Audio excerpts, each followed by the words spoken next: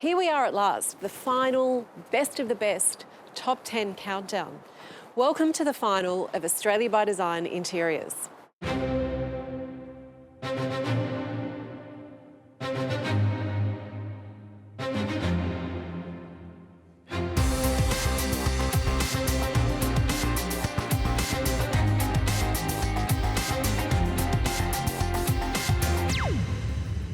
Throughout this series, our panel of design industry leaders have been whittling down our list of interior design projects to a final top 10 in Australia.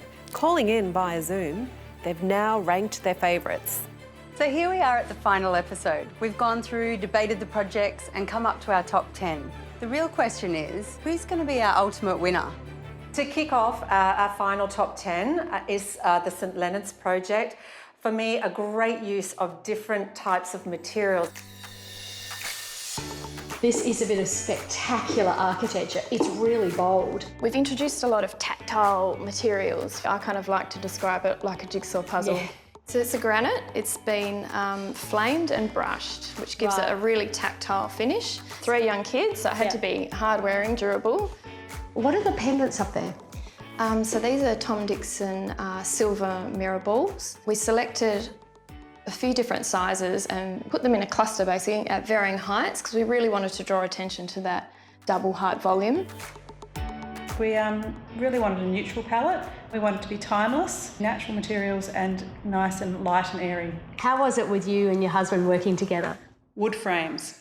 He did not want the wood frames. Oh, really? No, the cedar wood frames. He wanted low maintenance, metal or wood look. So that was probably our one point of difference. And did you want the timber? Absolutely, I wanted the timber. So Olivia, I have to ask you, is this a piece of art? I mean, it's beautiful walnut, but what actually is it? Let me show you. Wow. It's a stunning piece. Yeah, it's got a really random kind of interesting composition to it. Continuing that Japanese vibe, it's stunning, I love it. And this is such a beautiful room, well done. Thank you. In this house, the bold architectural statements pierce and frame the beautiful interior design. So they not only relate, but they sing in harmony. And that's how it should be. It's the kind of place that you really want to rock up, have a glass of champagne and enjoy that beautiful view. Every nice material, every nice thing that they could think of, they really put it all in there. You've really captured this view. The biggest thing that we really wanted to do was open up the whole apartment, creating open plan kitchen, still having enough storage, and then coming into a cosier living room. You can see we've used shutters so that we could close off and open up areas as the sun was moving around. We've reconfigured the whole of upstairs to be able to have an area that's a beautiful retreat for her and have her own peacefulness. So what about downstairs? Is that the same too? Actually, downstairs is very different. It has a bit of a James Bond sort of vibe. And this fish tank is amazing. I really think it's the focal point for down here. And it connects you really nicely back to the ocean too. Yeah, absolutely. So Maddie, you're the designer and Helena, you're the client. And you're also mother and daughter. How did that play out? We get on well, number one, as mother and daughter. And I think Maddie has an understanding of my mindset. I get pretty set in my ways of what I want to do and what I think works for the space, and then it's kind of nice that they both merge together. Maddie has a lovely vision for how she can see a space work and has an idea and a feel for the final look of something. So you're obviously very proud of Maddie. Absolutely. She's always had a beautiful sense of style about her. Working with family can either go really wrong or really right. Here, Maddie and Emma have created the perfect blend of texture, layer and personality. Melbourne is full of dark, moody bars. And so this is light and fresh and really welcoming. It's great to see this 360-degree colour use, creating this really immersive experience. Melbourne is renowned for its rooftop bars, but the interior spaces below them can often play second fiddle. We're keeping it simple up here, fun drinks, fresh air and great views, I guess. The real hero, though, is the magic that's downstairs. Oh, wow, this is like a magical garden. Are the plants real? The plants are absolutely real. We wanted the place to feel alive, to have kind of a magic garden kind of feel, as you said. The floor was supposed to be a checkered floor, actually. We ordered the tiles from Italy, but they didn't deliver enough pink tiles as they did with the whites. So we came up with a different pattern on the spot. And we certainly can't ignore those lights. They're really pivotal in the space. Yeah, they are. They actually represent ripe peaches dangling from the ceiling. How did you achieve the colour? It's so perfect in tone. Well, the client actually hand-dipped each individual globe in paint. Were you worried about peach being a too overbearing colour? No, we were not, because that's why we introduced those green accents to cut through this peach interior. So, Amy, what was your vision for the rooftop? It's just to be fun and summery. This blue really captures that freshness. It's actually a heritage colour that we had Porter's Paint custom colour match so that we could restore the building back to its original integrity. It's one thing seeing it on paper, but seeing people interact with the space, it's just such a joy that never gets old.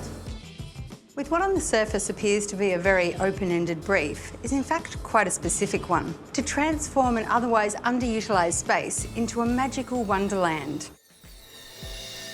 The finishes here was probably a mix-mash of so many different elements that I just thought, do I need a cup of tea or do I need a strong drink?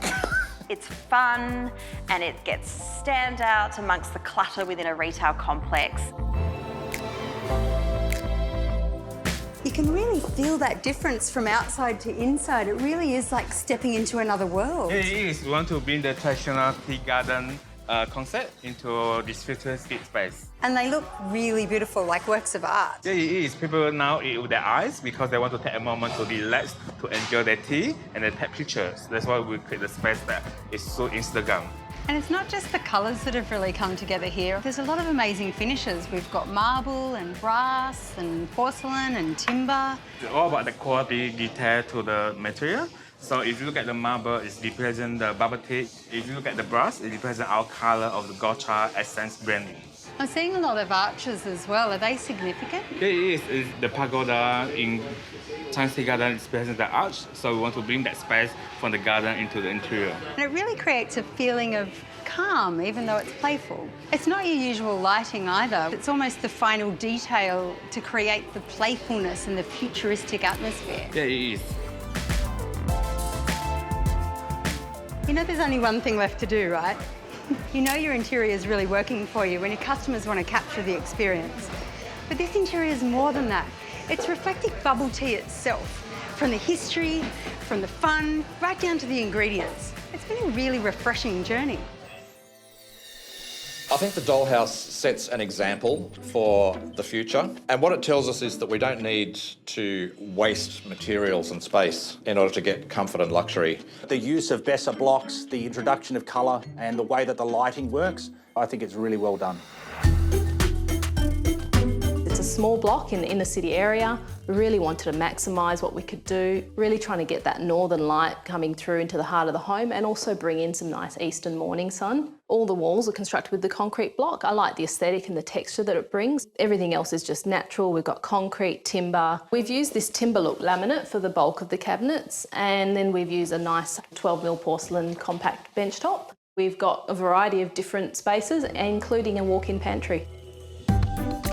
So we've got 2 bedrooms, a bathroom, a multi-purpose room, and then we've got this study area in the passage. I see you've got a couple of courtyard areas. Yeah, so we've got this balcony to the east, which is just for viewing the street. We've also got the one off our bedroom, which is a bit of a retreat. And then on top of that, we've got our outdoor living downstairs, which actually connects to our garage. 2 designers working on a project can be a recipe for disaster. Yeah, Laura definitely has the better eye for detail, so I trusted her judgment on a lot of things like that and just went with it. Sometimes I had to pull things back to make sure we bring the project on budget. Beautifully detailed and wonderfully executed, all on a really tight budget. It may be petite, but it's clever architecture and clever interior design.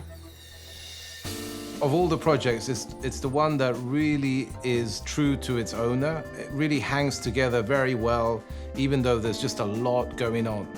You can see the craftsmanship element in this house, through from the ceiling roses, the decorative fireplaces, the mouldings on the wall, the skirtings and architraves, all done to perfection.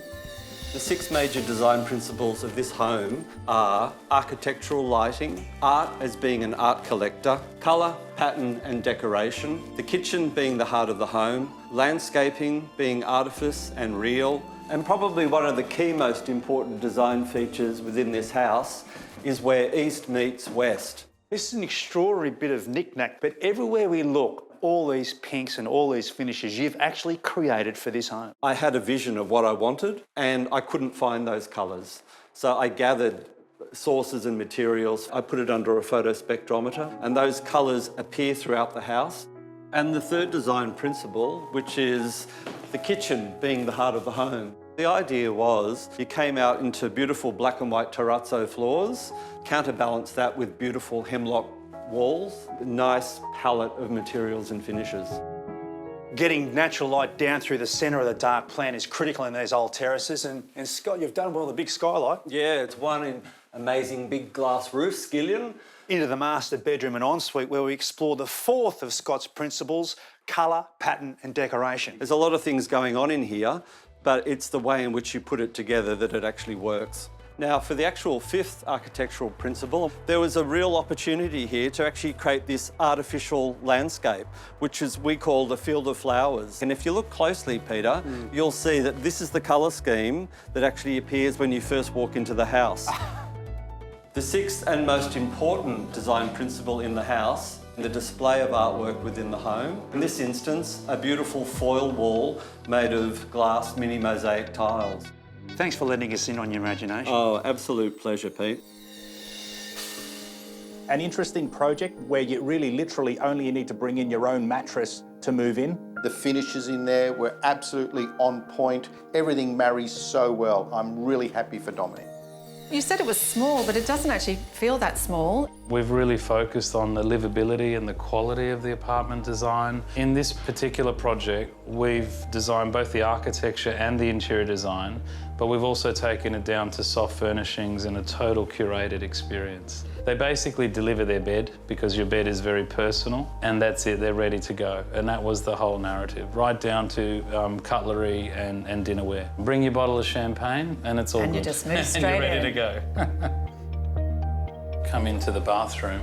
You can see it's quite spacious, large double shower, integrated laundry in behind. You know, we've tried to focus very much on all the elements that start to contribute to how you would function within a tight space. I can't get over the amount of natural light on this corner block. It really feels amazing. And is that concrete or wood out there? It's concrete. It's part of the structure of the building. We've brought a lot of timber into the interior. So the timber grain through the interior, it gets printed as literally a mould, like you're baking a cake. The mould goes onto the formwork and then you're left with the imprint of the timber. You know, sometimes furnishing a small space can be extremely difficult. So I just thought I'll leave that to the pro and I'll leave that to the interior designer to just pick that for me. Did you just walk in and pop the champagne? Well, yeah, actually, yes. At just over 45 square metres, this really is a tiny jewel in the urban sprawl of Sydney, a benchmark for inner city living. Just the way that entire design is all about how do we adapt and reuse that space depending on the user's need. I think I'd previously said something along the lines of not necessarily the sort of place I would go for a haircut. I'm starting to rethink that approach. Daniel, I love this space, but what is it? If you can help me, I will show you exactly what it is. As you can see, this is a private cutting station with power built in. I think privacy and having a sense of your own space when you get your hair done is sense of luxury. Another reason is we actually have a few of the high-profile models, clients coming in. Okay. So, such as who? I will keep it secret. Maybe you can find out when you book more appointments with us. Right, yes. I get it. There was a lot of elements to the brief, as well as functional things, where to put hair wash basins, the colour section, the actual cutting areas. And I think the idea of mobility is the one thing that we latched onto. So we started talking to case makers and we got them to come up with something that was, fit for our purpose. Lighting for Daniel is so critical, especially when we've got ideas of hair colour stations. So he needs absolute, perfection in light. Quite different from how we would normally approach lighting, which is more about mood. This one's about technical precision. Just one last thing. You really can't tell me just one famous person that comes here? Reno, no. Number 2 is 101 Collins Street, the RISE project.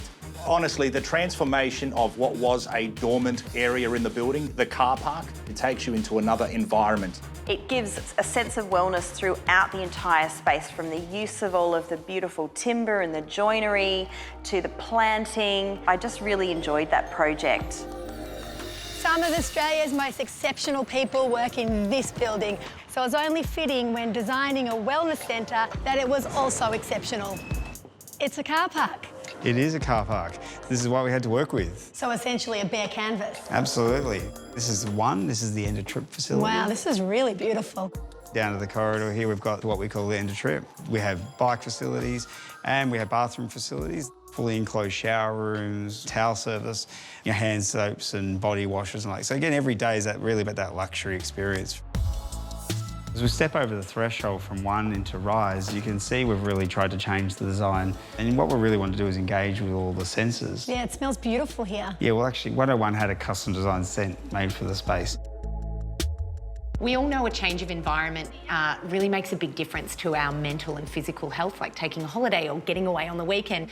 Something like an integrated or inbuilt space like this really offers the tenants an opportunity to escape the physical monotony of the office and step down into more of a motivating or maybe inspiring environment, which is really a lot more inspiring than the old school approach of rolling out a yoga mat in the rec room. This really is setting a benchmark, and it's a glimpse into the future of where corporate wellness is heading. The winner is Stillwater 7, and to be honest, not surprisingly, truly an amazing project and certainly on my list of places to visit. It looks plush, it looks luxurious. They've really nailed a heritage project here.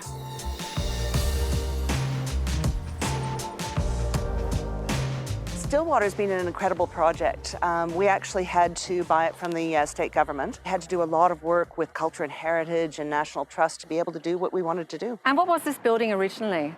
Well, it was originally a granary, and then the flour mill was added on and the miller's cottage afterwards. We really had to not only preserve the fabulous fabric that was here, but really enhance it and bring it into its modern interpretation in the community. Oh, wow. This is room 7. It's in the miller's cottage. I can't help but notice this amazing stone wall behind us. It's really beautiful. And it's interesting because it was one of our biggest challenges. It had been covered over by numerous layers of plaster and render and things like that. There was rising damp in it. And once we dried the whole thing up, it is just spectacular. It is. It's really, really special. It becomes quite a feature of the room. Absolutely. So what other interesting features did you uncover during your project? One of the exciting ones in this room was the beautiful Australian red cedar.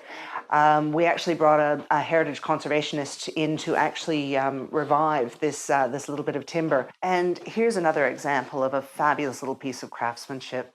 Our builders actually had a little bit of Australian cedar left over in the workshop. We have such incredibly talented people down here, and the skills that they have and be able to let them shine in here was a real pleasure. Now, Kim, every good hotel room has a minibar, so I'm just wondering what makes Stillwater's so special. I think you'll have to agree this is a minibar like no other. Welcome to a showcase of Tasmania. This is no Kit Kat and a Coke. You can have all the most fabulous of the local tipples. You have a bit of a sweet tooth. And of course, if you don't feel like reading the room and just want a nice little antipasto platter, we can take care of that too. The nice thing about working on projects like this is they have lots of challenges, but also present some great opportunities to create some really great spaces. So tell me a little bit more about how you approached designing each individual room. Oh, well, it was interesting because obviously we've got an existing building and we had to try and break it up. The original brief was for 4 rooms in this building and we managed to get 6 plus the 7th one downstairs. And what we realised is we've got such beautiful large spaces, we didn't need to make the rooms quite as big across, so they could actually be quite compressed, but then you feel like you've got this great sense of space. I love the way that you've left the actual bracing of this building exposed and actually part of the design. It's that whole telling the story of what the building was and almost warts and all, what parts do we just retain. When you stay in a hotel, you want to feel like you're not staying at home, you're staying somewhere special where anything could happen. And so we wanted to make them feel, I guess, like that. So they're quite a seductive type space, but also the darkness really draws your eye to the window and the view beyond. So as you can see, the concept in here was it's almost a box within the room, and when you get inside this box, it's this pop of colour. So we have a couple of different bathrooms with different colour types. We've used really nice textured finishes in here, so it feels, again, not like you're at home, but you're staying somewhere in a really nice hotel. The architects and owners of Stillwater 7 have taken the foundations of a heritage building and created something new and fresh. It considers its past, the landscape and community around it, and its occupants, creating something that never fails to surprise and delight. Congratulations to Stillwater 7 for taking out the series. We hope you've enjoyed this dive into Australia's best interior design projects, and we look forward to seeing you next time on Australia by Design Interiors.